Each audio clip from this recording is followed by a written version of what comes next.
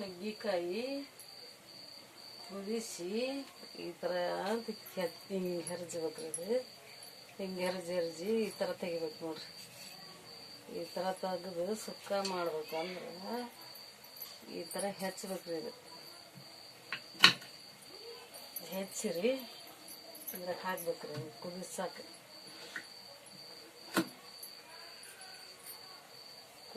ಹಾಕಿ ಈ ಥರ ಎಲ್ಲ ಸಿಪ್ಪಿ ತೆಗಿಬೇಕ್ರಿ. ಇದು ಈ ಥರ ಸಿಪ್ಪಿ ತೆಗೆದು ಈ ಥರ ಕುದಿಸಿ ಈ ಥರ ಉಪ್ಪು ಹಾಕ್ಬೇಕ್ರಿ. ಇದ್ರ ಎಲ್ಲ ಪೇಸ್ಟ್ ಕೊತ್ತಂಬರಿ ಎಲ್ಲ ಪೇಸ್ಟ್ ಎಲ್ಲ ಹಾಕ್ಬೇಕ್ರಿ ಇದಕ್ಕೆ ಮಸಾಲೆ. ಆಮೇಲೆ ಇದು ಹಸೆ ಖಾರ ರೀ, ಹಸೆ ಖಾರ ಹಾಕ್ಬೇಕ್ರಿ. ಇದಕ್ಕೆ ಹಸೆ ಖಾರನ ಹಾಕ್ಬೇಕ್ರಿ. ಆಮೇಲೆ ಇದು ತೊಗೊಂಡು ಇದು ಬಂದ್ ಮಾಡ್ರಿ.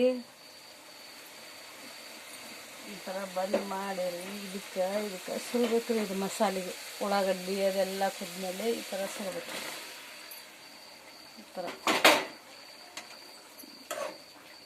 ಥರ ಸುರುವಿ ನುಗ್ಗಿಕಾಯಿ ಗಮ್ಮತ್ತೈತಿ ನೋಡ್ರಿ.